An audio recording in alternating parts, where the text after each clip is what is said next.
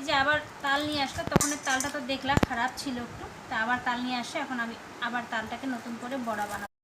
এখন এই জলের মধ্যে একটু চিবাই রাখবো, তাহলে তিতা ভাব থাকে সেই তিতাটা চলে যেতে থাকুক। এখন আবার তালগুলোকে আমি ভিজিয়ে রেখে দিয়েছি, এখানে হচ্ছে তিতাটা বেরোয় যাবে। আর এই যে এখন আমি এখানটায় ঘষবো, এসে করছে চাকরির মধ্যে, আর এদিকে আমি ঘষতেছি। স্টার্ট করছিস?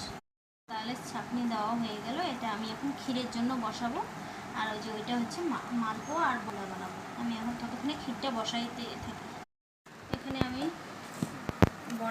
তালের বড়ার জন্য এখানে ময়দা নিয়ে নিলাম 3 চামচ মতন ময়দা দিয়ে রেখে দিয়েছি। সুজিটা এখানে সুজি একটু দিয়ে দিলাম, তাহলে নরম হবে। আমি চিনি এখন দিয়ে দিলাম আমি তালের রস বড়াতে।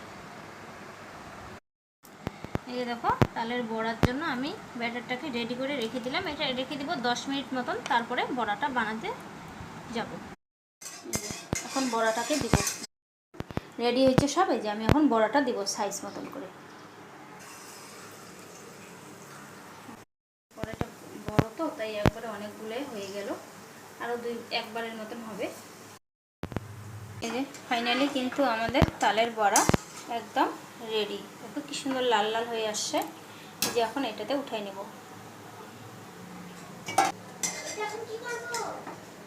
তালের বড়া রেডি। এই যে তালের রস করা হয়ে গেল, তালের ছাঁকনিও হয়ে গেছে। এখন এটাকে আমি ক্ষীরের জন্য বসাই দেব। ক্ষীরের জন্য এখানে আমি ক্ষীরটাকে বসিয়ে দিয়েছি। এই যে এখানে যে ক্ষীরটা জাল হচ্ছে, আর এদিকে দেখো এখন আমি চিনিটাও ওখানটায় স্বাদ মতন দিয়ে দেবো। ক্ষীরটা প্রায় যে হয়ে আসছে, এখন আমি এখানে দুধটা ঢেলে দেবো। একটু ঠান্ডা হয়ে গেছে, এটাকে নামিয়ে নিয়েছি, ওটাতে দেখাতে পারলাম না। তো এখন ঠান্ডা হয়ে গেছে একটু, আমি এখন এখানে দুধটাকে ঢেলে দিলাম। দেখো আমার তালের ক্ষীরটা কত সুন্দর হয়েছে দেখতে আমার গপু শোনার জন্য। কিন্তু কমেন্ট করতে ভুলো না। ফাইনালি আমার তালের ক্ষীর রেডি। আর ওইদিকে যে এখন আমি এখানে মালপোয়াটাকে রেডি করছি। এটা কি? সুজি দিলাম একটুখানি। আচ্ছা, এখন একটু ময়দা দিব, চিনি দিব, মালপোয়ার জন্য এখানে 2 চামচ মতন 3 চামচ মতন দিলাম ময়দা, আর 7 মতন চিনি। আইডিয়া করে এখানে দিয়ে দিলাম চিনি। ওই অল্প অল্প করেই বানাবো, অনেক কিছু বানিয়েছি তো।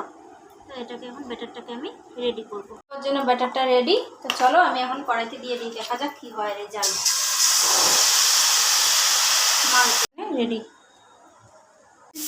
কিশমিশটা এখানে ভাজা করছি, পোলাওয়ের জন্য কাজু কিশমিশটা এখানে ভাজা হয়ে। সন্ধ্যা হয়ে গেল, 7টা বাজে গেল। সেই দুপুর 1টা থেকে এখন বাজে রাত 7টা। তো ভাজা হয়ে গেছে। এখন কড়াইতে আমি ঘি দিয়ে দিলাম। হ্যাঁ, আর এখানে হচ্ছে সব দারচিনি, লবঙ্গ আর হচ্ছে এলাচ। কিন্তু কি সুন্দর একটা সেন্ট বেরিয়েছে, আর এটা হচ্ছে লাল হয়ে গেছে। এখন আমি এই যে চালটা এখানটায় আমি দিয়ে দেবো। এটাকে আমি লাল করে ভেজে নিব, ভালো মতন ভেজে নিব। যতক্ষণ গাছ ছেড়ে দিবে, ঝরঝরা যখন হয়ে যাবে, তখন এটাতে আমি পরিমাণ মতন জল দিয়ে ঢেকে দিব।